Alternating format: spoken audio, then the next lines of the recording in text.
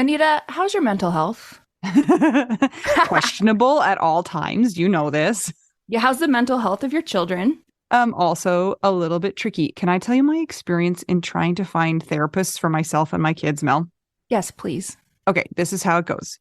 You ask around your friends and your family for a referral for somebody who's nearby.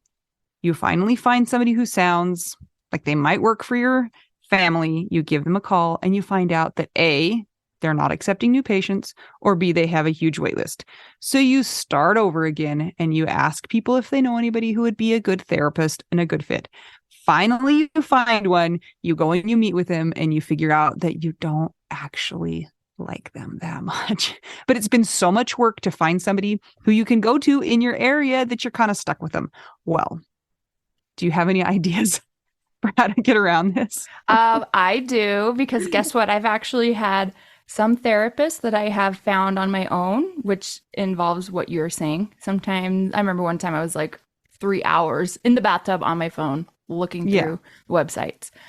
I was such a prune at the end. But I have also had the experience with working with BetterHelp. And it was like, I don't want to say too good to be true, but because it is true, but it's like amazing because I was matched with my therapist within 24 hours. And you didn't have to go through all of that other ridiculous process of trying to find somebody. And here's the cool thing too, is if that person didn't work out for you, you can just switch and say, and it's not like you're committing to another years long search for somebody who you're going to jive with. It's true. And I lucked out, or maybe just BetterHelp is really good at matching people together because I never had to change my therapist. I loved her. Perfect fit for me. And I know that some of our friends have used BetterHelp and they've had to change therapists, and boom, same day, you can change. Easy peasy. You can ghost your therapist. Get a new one.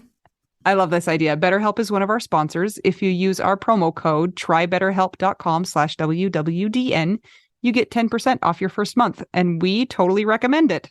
Yes, get some therapy. That's trybetterhelp.com/WWDN. I've died of dysentery. Ah, I'm so sorry. That's a terrible way to go. Thanks. Okay, but thanks for reviving enough to record for a minute, and then you can go back to dying. Dysenterying. Yes. Yeah. Hi, Mel. Hi. It's been an exciting day for me. It sounds like it's been less than exciting for you. Actually, very exciting. I'm just so tired. Did you know that I skated for a long time and had a gig last night also? And your dad came to my house and now we're best friends still. You are already best friends, so I know. And he made me things for my ramp. excellent. And then the other old guy came up the street, his old man friend. Oh, Mel. Anita, I am in a trio of old men. I'm the third old man. Did you guys talk about your prostates? No, but it turns out that your dad's old man friend has been to concerts that I've played before because he knows some other people. So I don't know. And then they just talked about measuring. Man stuff, measurements. They're like, step out of the way. I'm like, Woman. listen. Oh my gosh. Anyway, but your dad is the genius, actually. Yeah. You're like, I can measure. And then you're like, actually, I don't. It just, you can do it. Like those little like the little hash marks on the measuring tape. When I measure with those, I have to be like 1, 2, 3, 4, 5. Okay, that's 5/8, right? And he just looks at it and he's like, that's 5/8. Like it just is in his brain. Takes me forever, but I tried to make up a term for him today, like, absolute pitch, perfect pitch, but like absolute measurement. And he's like, I think actually more of my skill is I can see how to fix a thing. Okay. Insight. He's like, I have insight. I'm like, okay. He's a cool. shaman. So today, Mel, I took my youngest and got his tonsils taken out, which is kind of a funny thing to do. Why? Just because of you. I know.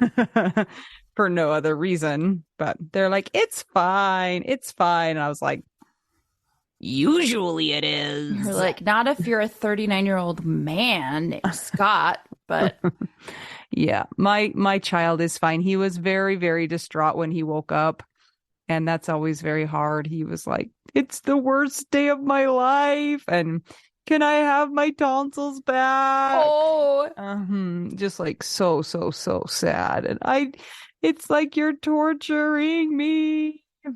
And then I gave him the iPad, and he's been fine after that. there he is. He's in my room. He's agreeing with me. How you doing? You doing pretty good? Now he's being a crazy person. Question, were you nervous about his surgery because of Scott?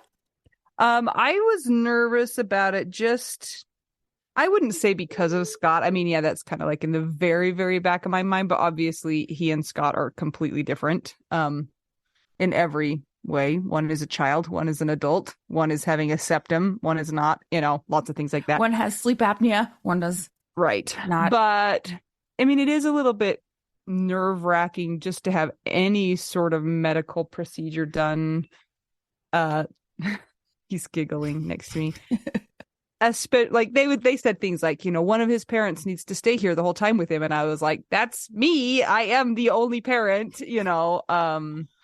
And then also on the medical history questions and things like that, it's like, okay, at what point in time do we have to explain that dad's dead, kind of a thing? So Okay, but also right now he's like coming into the Zoom, half is his face, and he thinks he's so funny. Oh, hide and seek, and he can't even hear me, but is on a little bit of drugs too. So hey, can you lay down? Just lay down.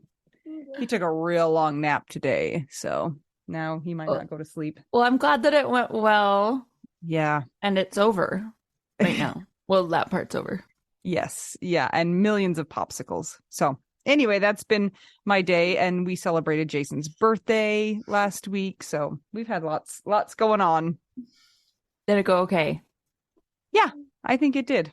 I think it went really well. And I've just kind of settled into this. It's not like I'm really sad or distressed. I'm sorry. He's just jumping behind you. Sorry. Now he's under your armpit.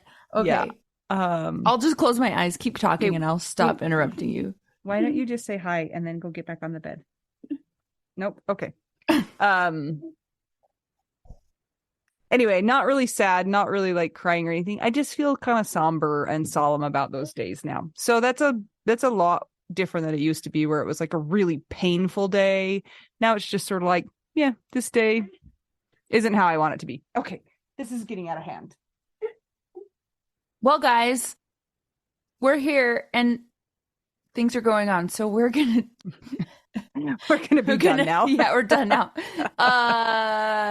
Join the Widow Wives Club. Please. If you want to hang out with amazing people who have been widowed.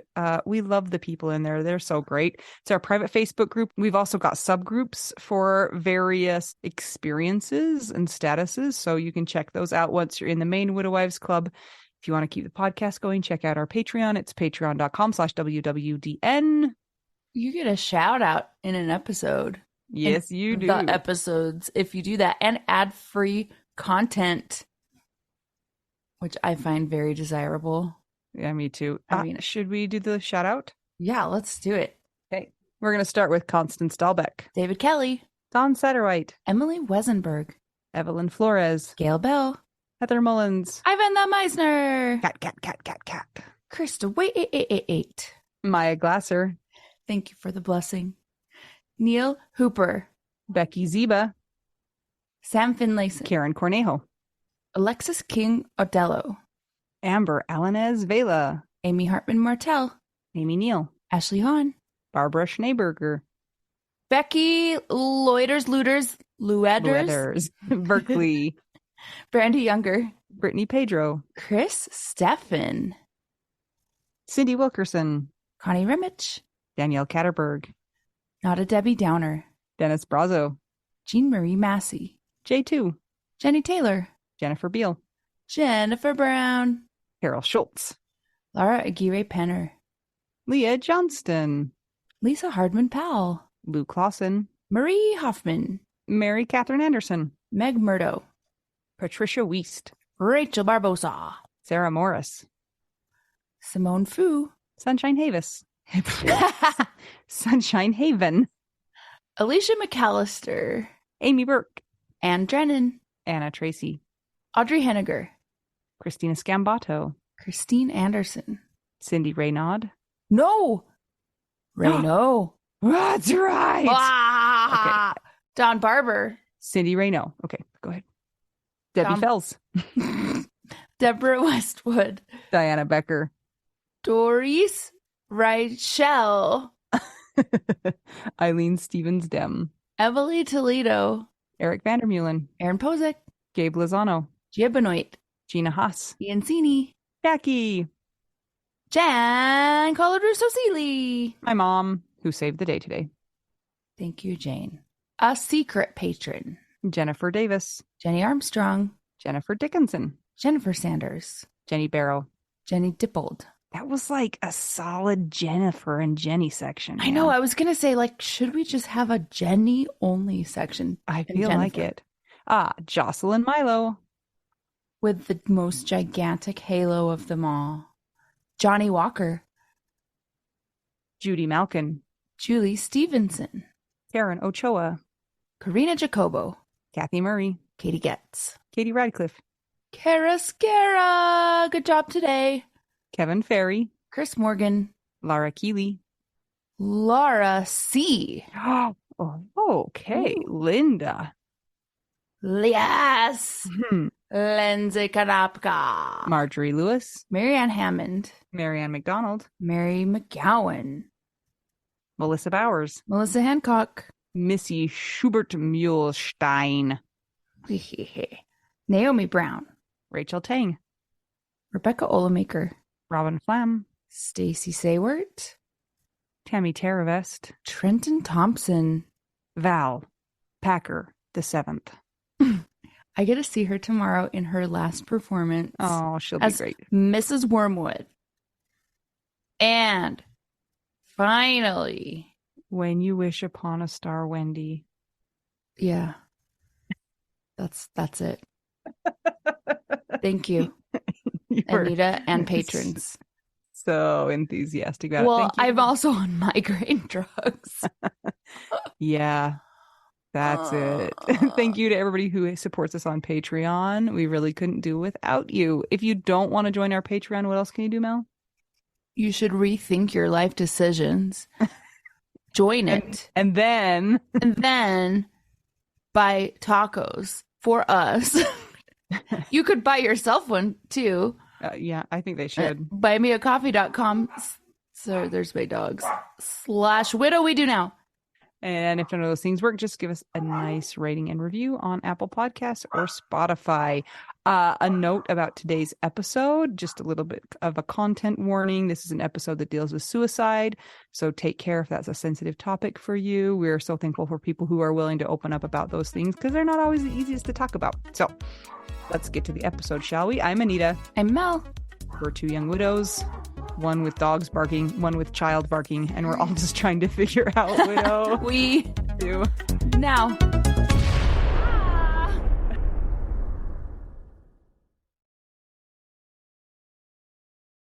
Well, Mel, yes, today is kind of an exciting adventure because we have a guest that I don't know a whole ton about her story. So it's going to be an exploration for all of us together. Yeah, because I don't know anything either. Okay, let's do it. Do you want to introduce yourself to us, please? Hey, my name is Heather Fritz, and I am so excited to be here on the podcast with you ladies and just to be able to chat and tell my story. Where do you live right now? I am in Southern California in Santa Clarita. Have you watched that show, The Santa Clarita Diet? Yes, I watched pieces of it. Not typically my go-to show to watch people eating other people or zombie stuff. Zombie, but yeah, it was actually filmed in one of the neighborhoods where I've dog sat before. Really? Because that's all I know about Santa Clarita. I learned from that show. So I assume it's all 100% accurate, except for the eating people part. That's where they got the idea. Anita, hello. Okay, how old are you, Heather? I just had my 30th birthday a couple weeks ago.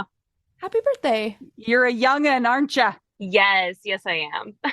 Okay, tell us what you do. Yes, so I am a instructional coach, like a teacher on special assignment.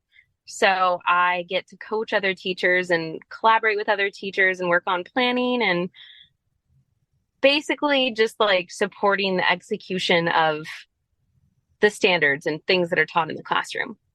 Okay, so like, do you get teachers who are older than you and then they're grumpy because they're like, you don't get to tell me how to teach, kind of a thing? So that doesn't happen too often, but that is part of the reason why I try not to share my age because there is that, I didn't spend too long in the classroom before I hopped into this role. So I wouldn't want people to think that I don't know what I'm talking about. Oh, Mm-hmm. I don't know. I don't know if that's what I wanted to say. I do I have teachers that I work with that are a little older than me.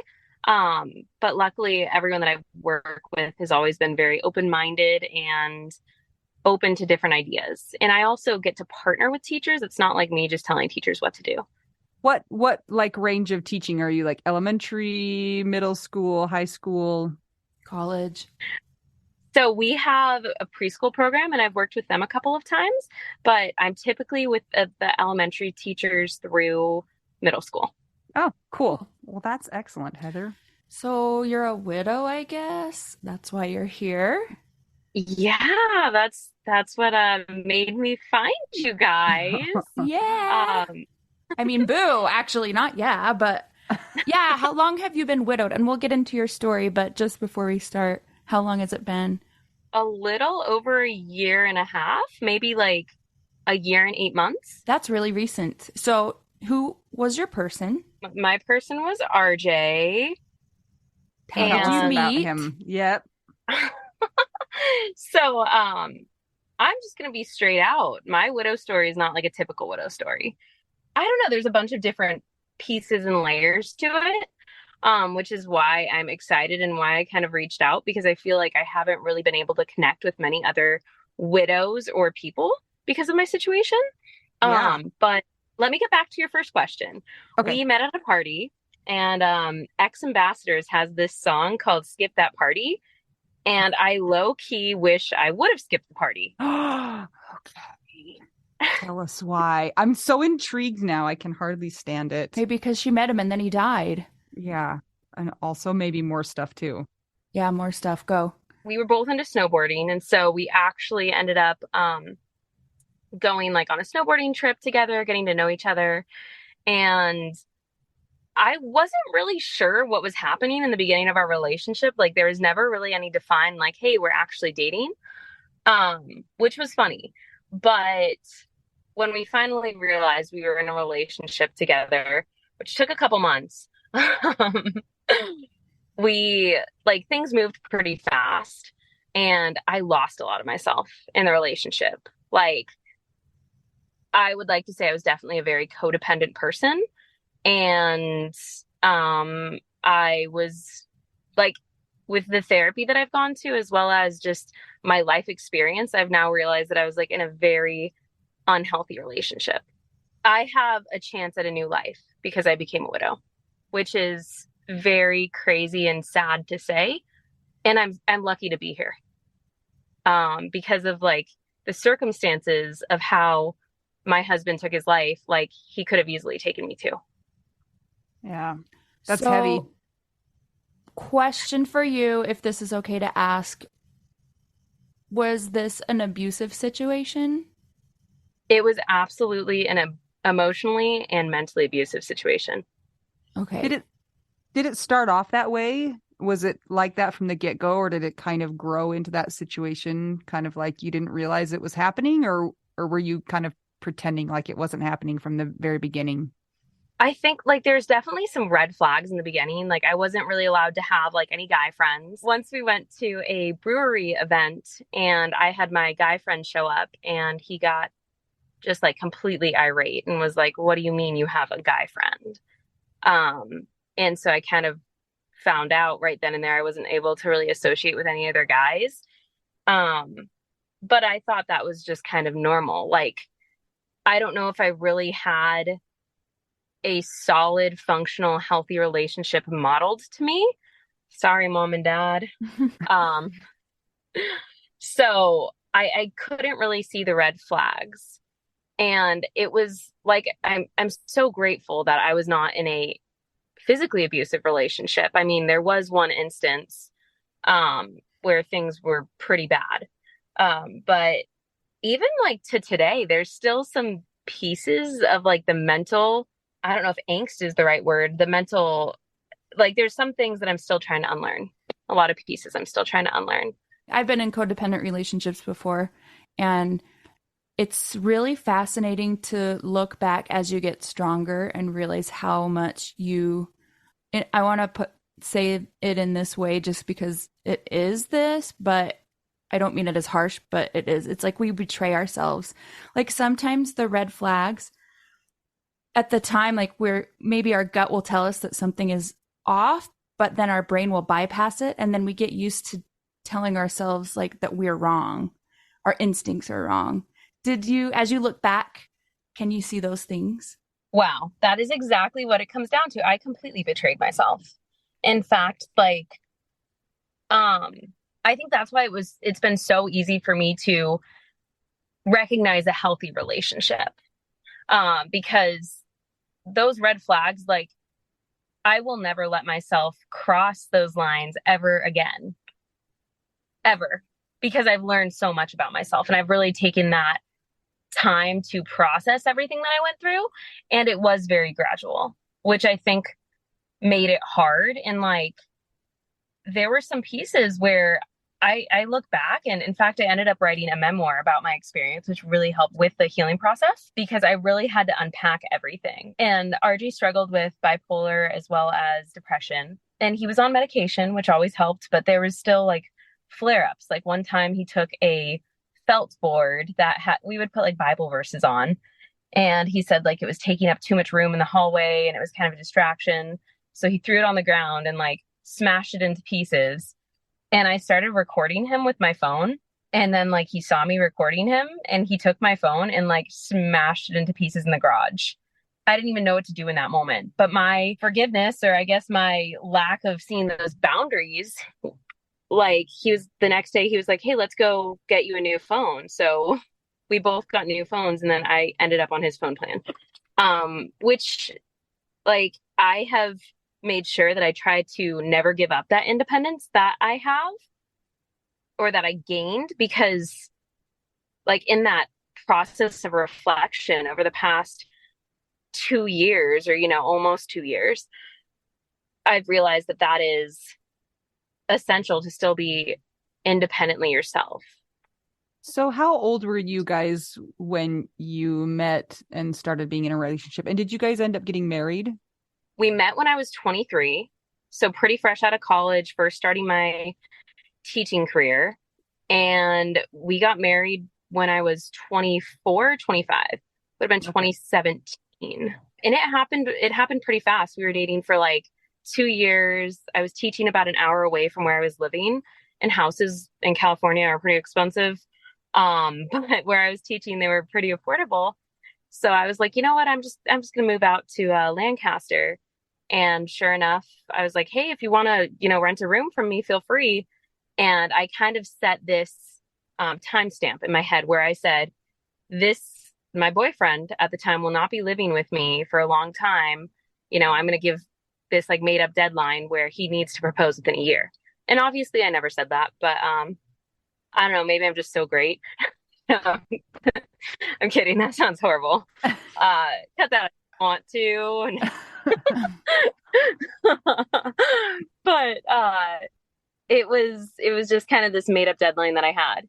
And sure enough, we were engaged for 3 months, and then got married. So it was pretty fast, and red flags were happening, but you maybe pushed them aside. I get it. I totally get it. I've been there. It's like I said. I have a question about his mental situation with the bipolar. How responsible was he for his own like treatment, or was he like, oh, I'm gonna have mania probably for a little bit, like I need to be responsible? It was actually, I never even put two and two together that like mania was associated with bipolar and depression. And unfortunately, I wish I would have done a lot more research. Like, and like he ended up taking his life like during one of his manic episodes. Did he have his bipolar diagnosis when you guys met? Is it something that you talked about beforehand? Was he very reassuring about it, or is it something that you kind of discovered as you were in the relationship with him? You know what? I'm so glad you asked that. Like, luckily, he was very upfront about like his condition, and he would always take his medicine, and he was always like very responsible. And I feel like his medication really supported him with that, and he made sure that like he shared that right away. But like one of the flags that I should have noticed right away was like in his last relationship, which was about 5 years, which is I think almost as long as we were together. He said like him and his ex ended up going to court over something. And like I just didn't let our relationship marinate enough or where it got to that point. And I don't know what we would have had to go to court over. I mean, probably a divorce. Like I don't know. I just ooh, it's definitely heavy. Like, Yeah. but thank goodness he always took his medicine. There would not have been an us without him taking his medication. Yeah, I ask that because sometimes, bipolar disorder, people think that you've got it and you've had it since you were, a teenager or whatever, but sometimes it develops in people who are a little bit older, and sometimes it's a struggle to kind of figure out or pinpoint what is going on here. So I was just curious if that was something that he came into the relationship with or if it developed during the relationship. Yeah, he did come into it. But you know what? I was really disappointed and I was really angry at first after I lost RJ because I didn't know where to place that anger. And a piece of me was like, you know what? I wish that the psychiatrist from like from his doctor would send out a survey to like family members of like the loved ones. And maybe that's probably against HIPAA, but like I realized that maybe they needed to up his dosage more towards the end because like there was this like huge argument he got in with his family. I'd say like 7, 8 months before he took his life. And it just made him kind of disconnect. He had gotten in a huge argument with one of his really closest friends. Um, and like for a long time, I was essentially his lifesaver. And I was the only person kind of keeping him afloat. And that's a lot of pressure when someone's tearing you apart. What was his relationship with his family like? And did they ever talk to you about his diagnosis and what it was like living with him?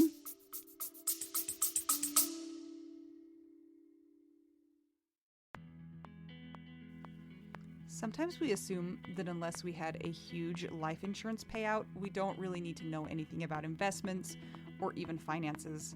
But guess what? A little knowledge of finances is critical for all of us.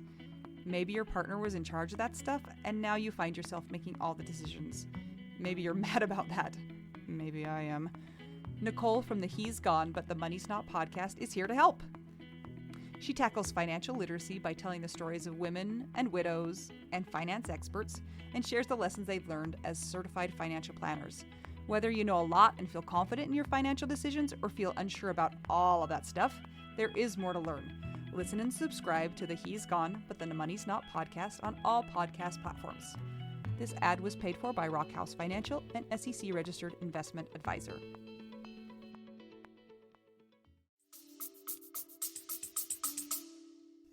No, we never really got to be far apart enough. But it was actually like probably the saddest thing. 'Cause I don't think I ever told my parents that about RJ's mental illness. But when my family went over to his family's house and, we kind of started grieving together, his mom asked me, hey, like, did you ever see him in manic or, experiencing mania?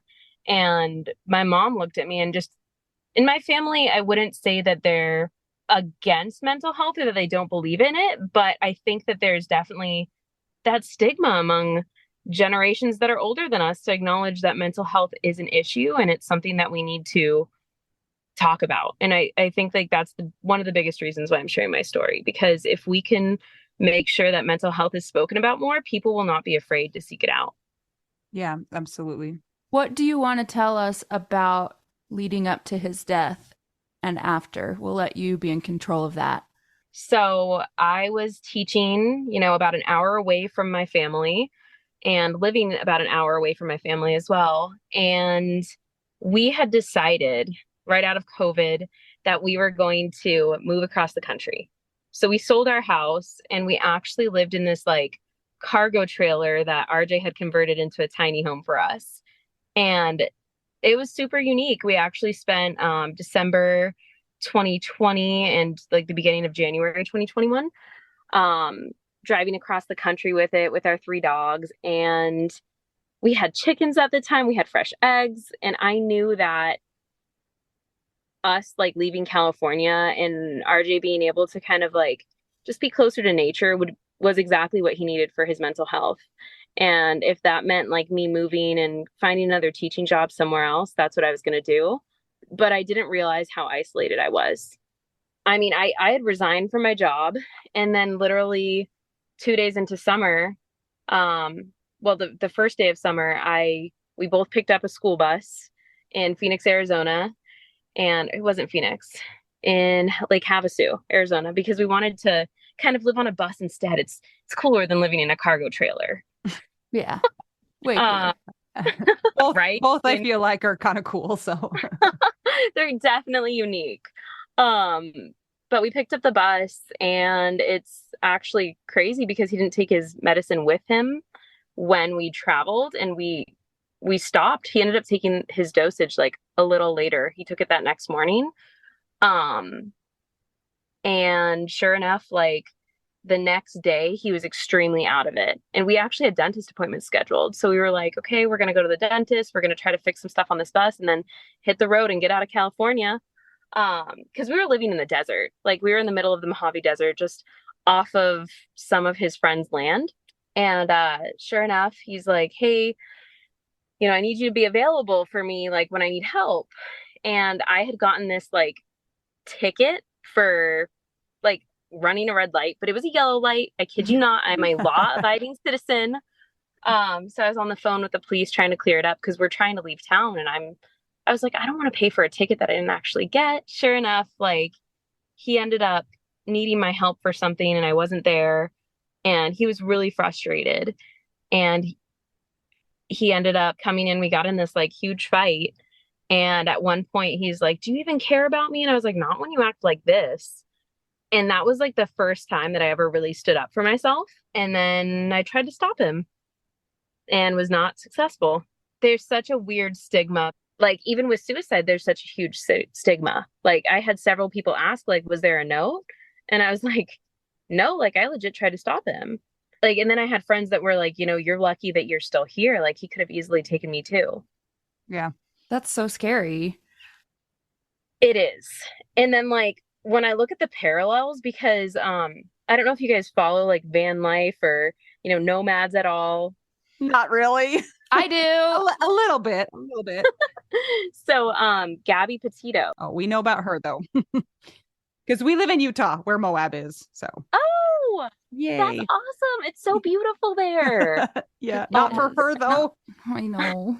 No, definitely not. But like when I heard her story and I was like, wow, like that easily could have been me. Like had we been traveling across the country a little more, like, I don't know. Right. Because when you're in that type of situation, it sounds all great and lovely and adventurous and fun, but that's also really a lot of stress too. Like you have no stability, you have no system, you know what I'm saying? It's different day to day, finding a place to stay, all of these different things put stress on relationships. And it's not just all sunshine and school buses and rainbows. Well, and you live in close quarters and you're like by each other all the time. You literally don't have space to breathe or to be each other, or if you're frustrated, you're just right there. So for those who are not familiar with the Gabby Petito situation, Gabby Petito was an influencer and she and her boyfriend revamped their van and drove across country and did social media stuff. And the boyfriend ended up killing Gabby. They found her in Jackson Hole and then he went missing, and then they found him and he had taken his own life. So that's what we're talking about for those that don't know. Thank you so much for filling everyone in on that. But it was definitely like, it was a really emotional time. But like the more time that I had apart from RJ, the more lighter I felt, which is so, I don't know, selfish in a way. I mean, that's where my widow story is not typical. Like most people feel extremely sad, and like, don't get me wrong, like the dogs, I ended up moving back in with my parents, and that has been a big adjustment because I went from having my own house to now living in this quarters that's smaller, and that's not the way I would maintain my house. And like my dogs would hop the fence the first month looking for their dog dad was. I have something I want to ask you because I've been thinking about this. You know, when somebody dies, we are not around them anymore physically or emotionally or mentally. And so there's this separation process. And a lot of widows say that they are in physical pain a lot of the time for a time. Also, with relationships that maybe don't even end in a death, that maybe they're just very toxic relationships, like codependent ones, or there's mental illness and there's some, it's not an equal playing field for both people. I've noticed that it's almost like a drug. Sometimes those people, like a certain type of person that can see the good in somebody and kind of knock away the bad, can get wrapped up with somebody or entangled with somebody that maybe has a penchant for like more control or whatever.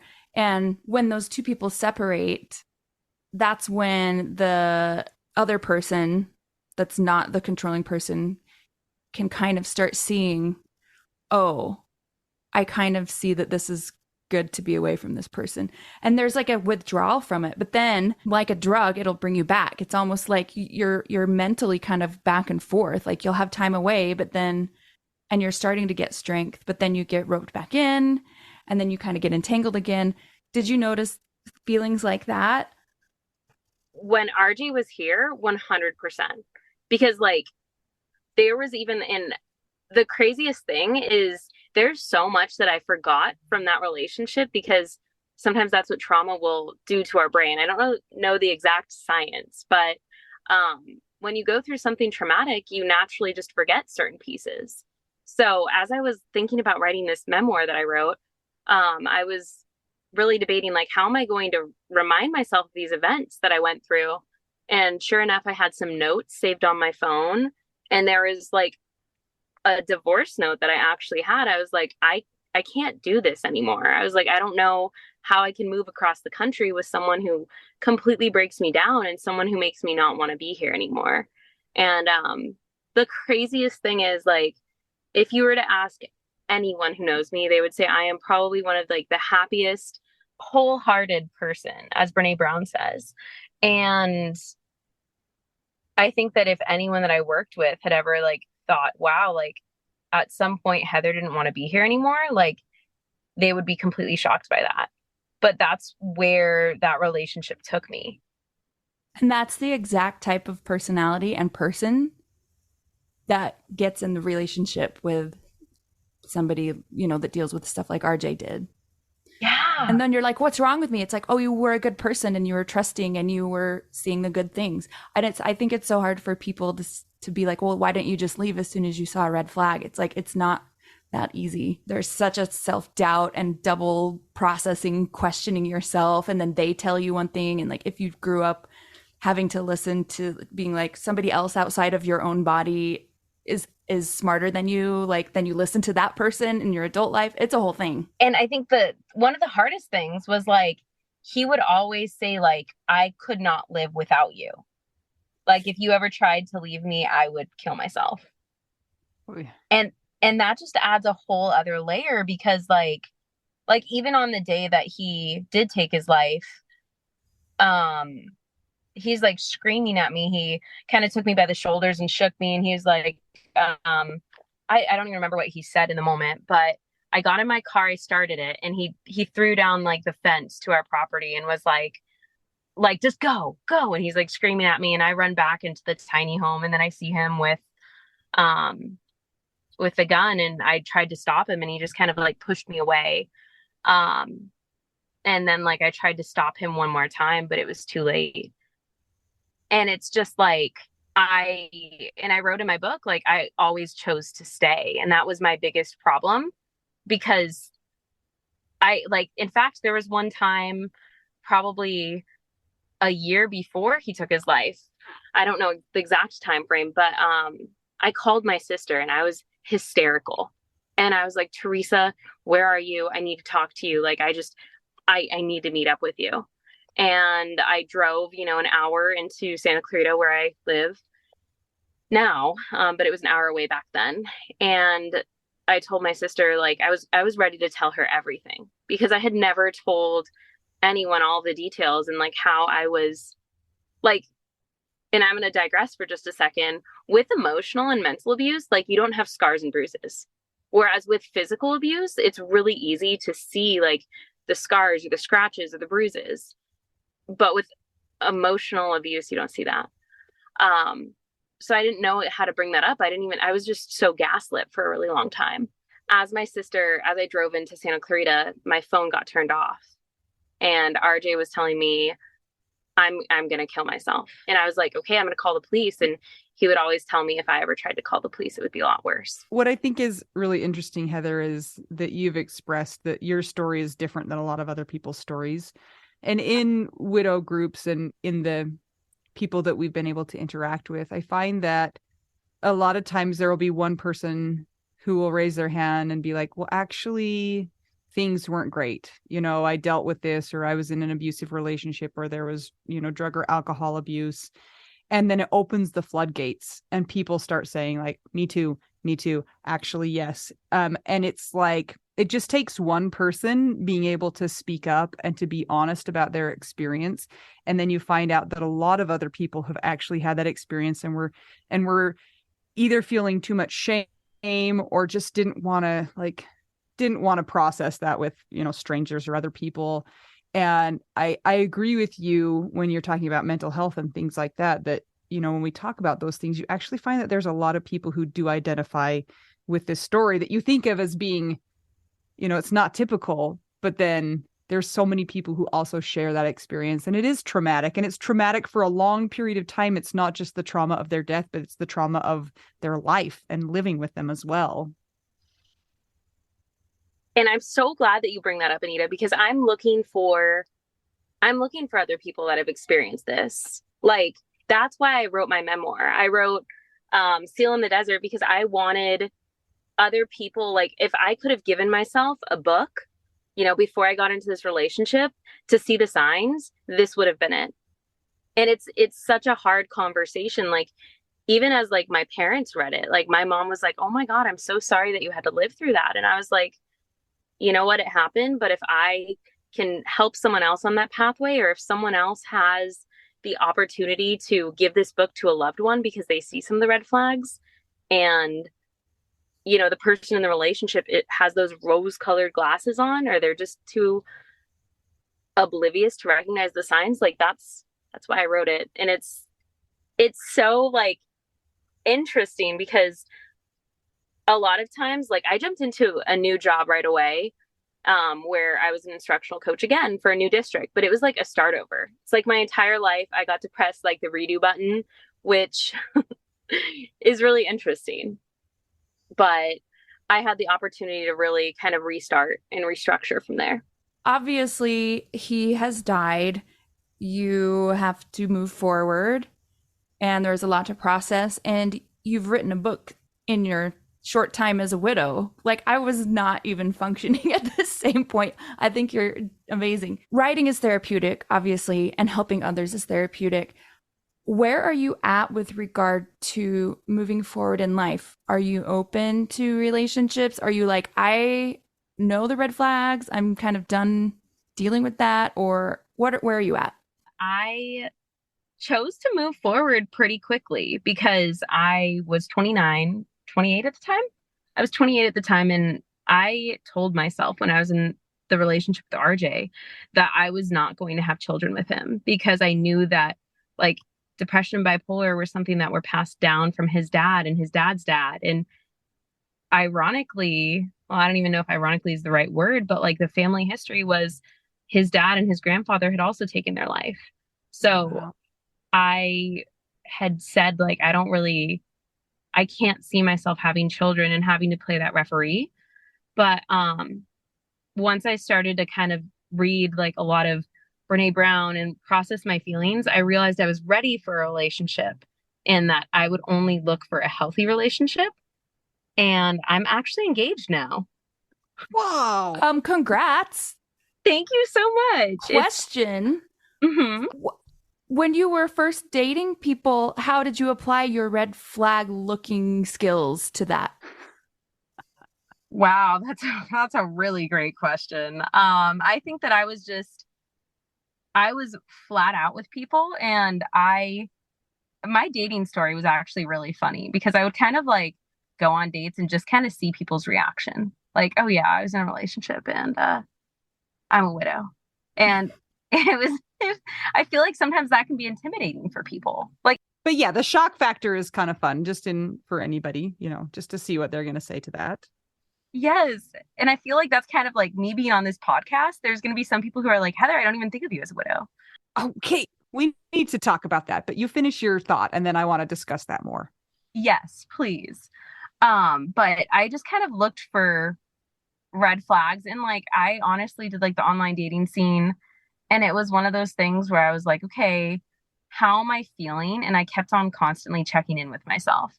And I made sure that I had time for myself so I could process that. Because when I first started dating RJ, it was all in. My fiance and I kind of joke about it. When we first started dating, we would only see each other once a week for like the first 2 months.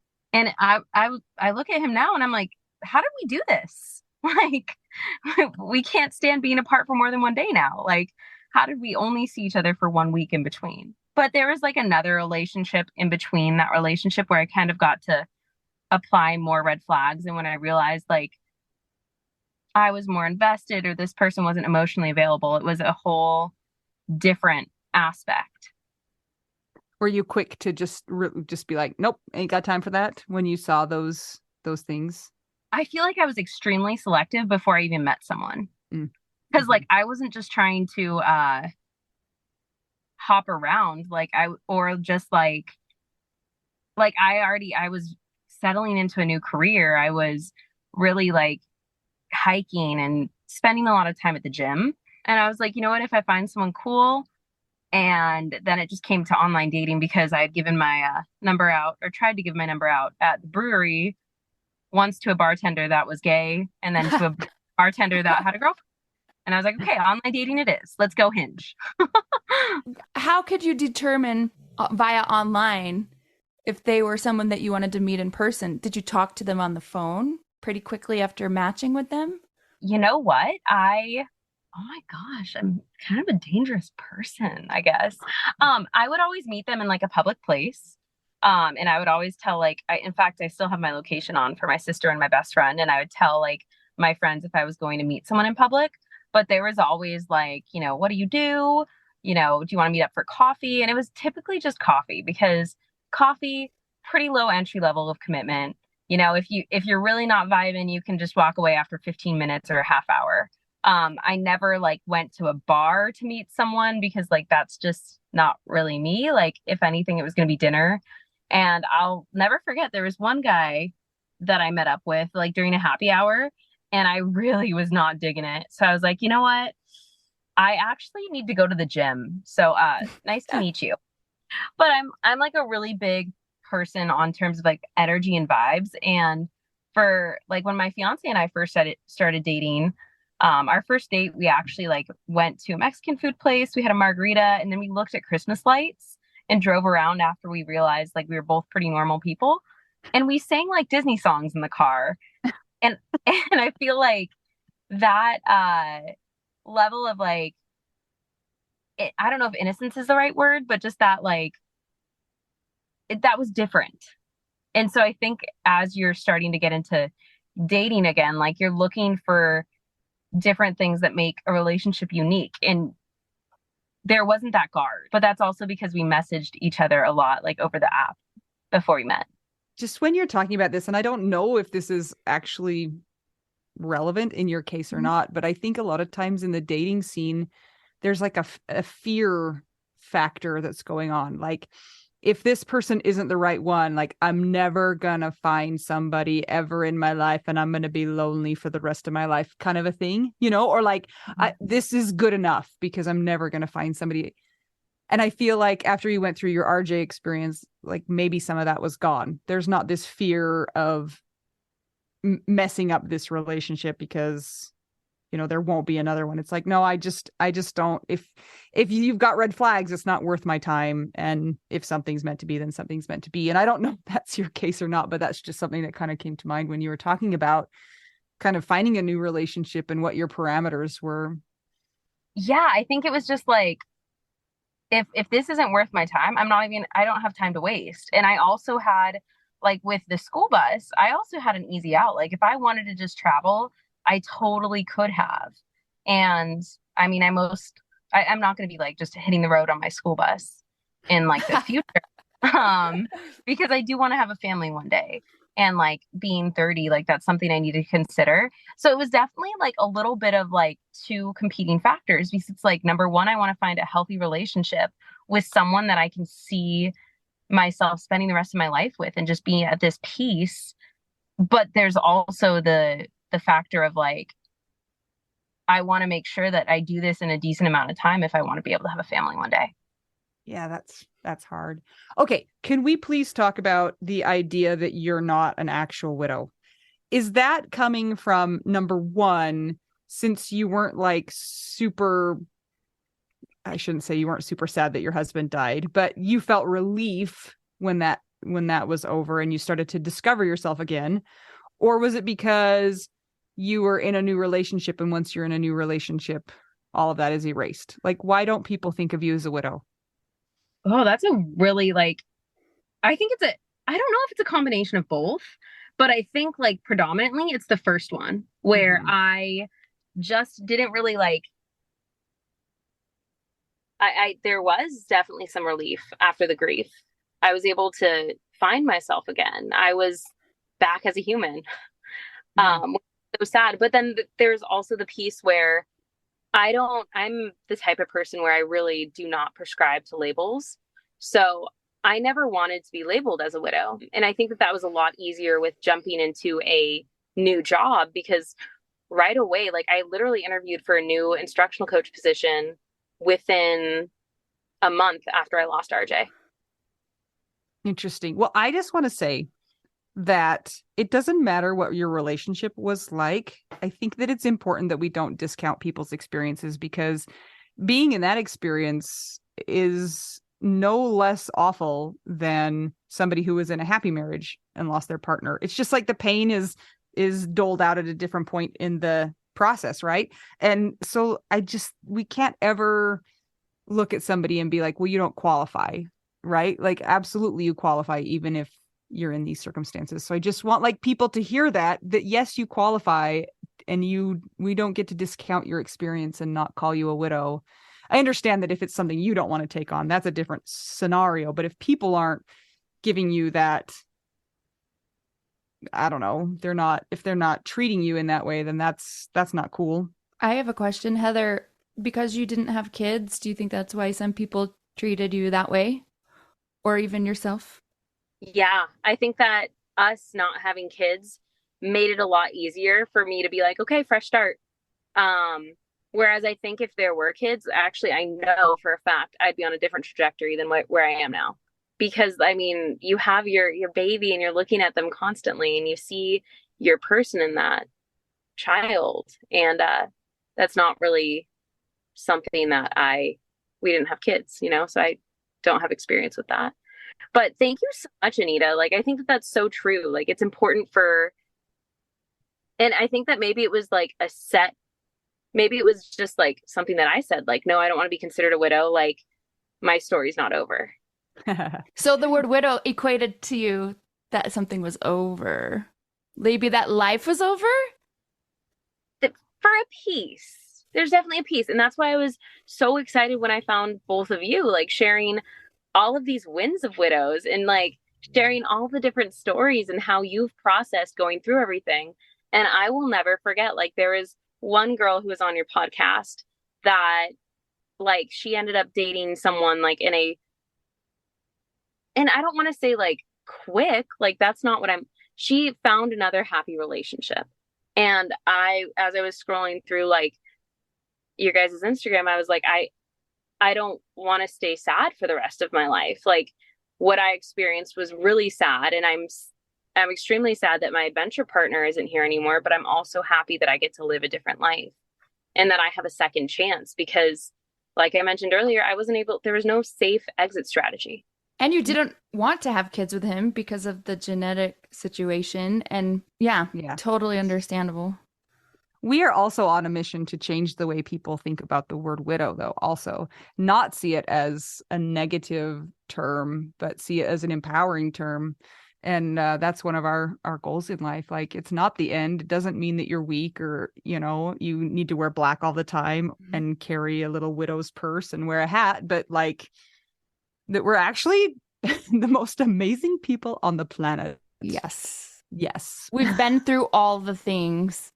And I think widows are super resilient and have like hidden superpowers that a lot of people don't know about. And now that our generation is like on social media, not like our parents, like people are talking about it. So, and props to you, Heather, for talking about becoming a widow via suicide, because a lot of suicide widows don't want to talk about the suicide portion of it, or, you know, so the stories might not be as readily available for people to find, but they're out there. It's just because people can't or don't want to deal with talking to people about it, you know? So thank you for doing that.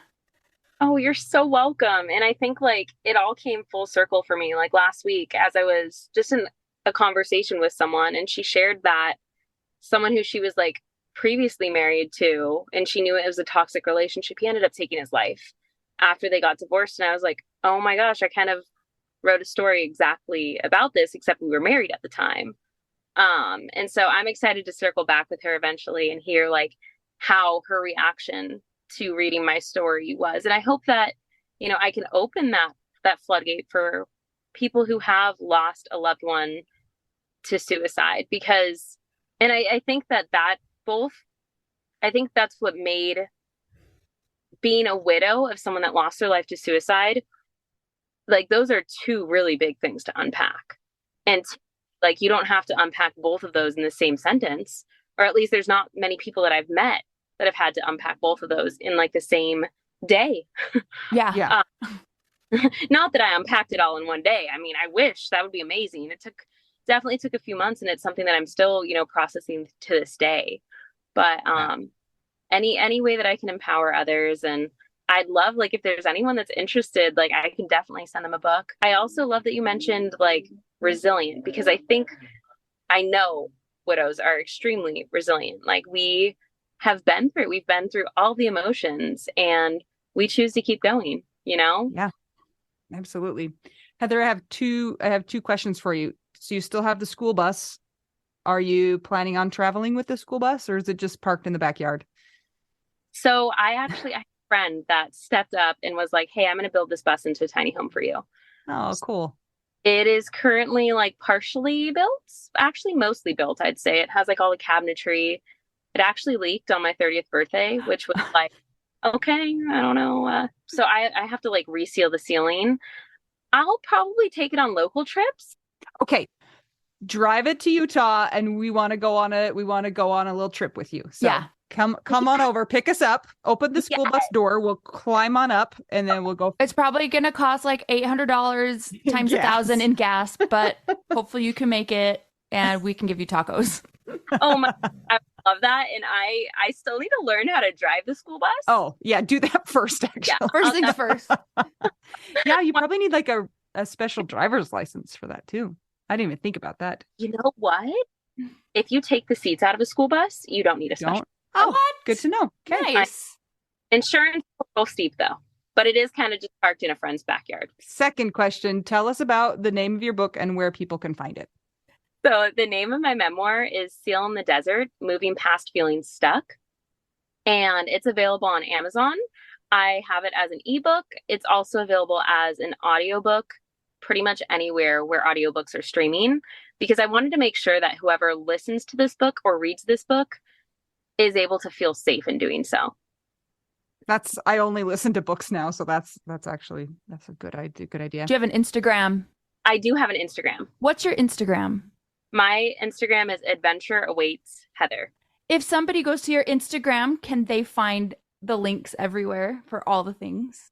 Yes. Yes. I think I have it all in my link tree. Okay, we're going to link to that in our show notes. So check it out if you're interested in getting Heather's book.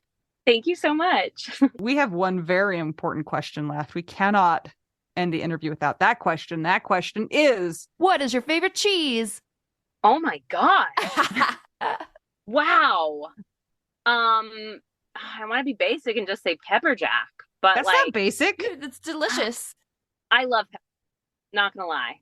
Like, just sliced cheese, pepper jack, any fancy cheese. I don't discriminate. Excellent. Inclusive. Yes. Heather, thank you so much for joining us. We've really enjoyed hearing your story and getting it all, the good, the bad, the ugly, and then a little bit more ugly, and then the good again, I guess, maybe. Yes. When's the wedding? Do you know yet? Have you decided? Yes, we have a date. We're going to get married September 22nd, 2020.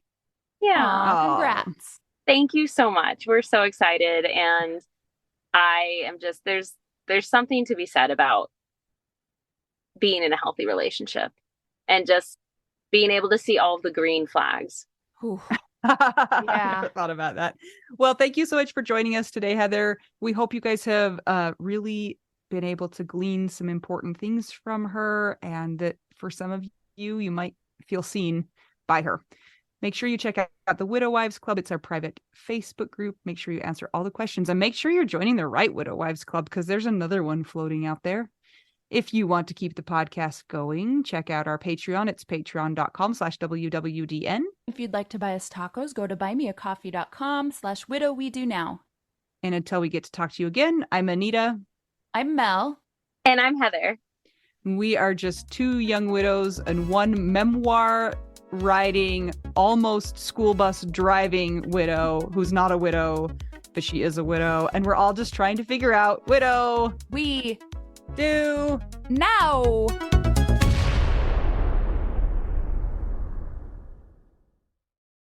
This is my favorite thing to discuss with you.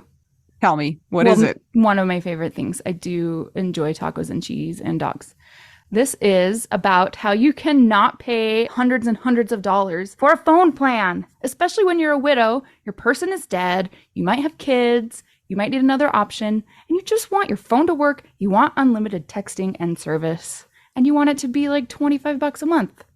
It blows my mind that they have plans that start at $15 a month. That is so cheap. And the cool thing is it uses other 5G networks, and so you don't have to pay extra for that, and you still get great service. Yep, Anita and I have traveled all over, and I have used my phone. So I highly recommend it. And my mom's even on it. When my dad died, we put his phone down to the cheapest plan, which is $15 a month. And I think my mom's on the $20 a month plan, and it's so worth it. It's so much cheaper than what we were all paying before. So I highly recommend it if you're on a budget or not. Who cares? Ryan Reynolds is in charge of the company, and they send you free stickers with Ryan Reynolds temporary tattoos. It's kind of the best.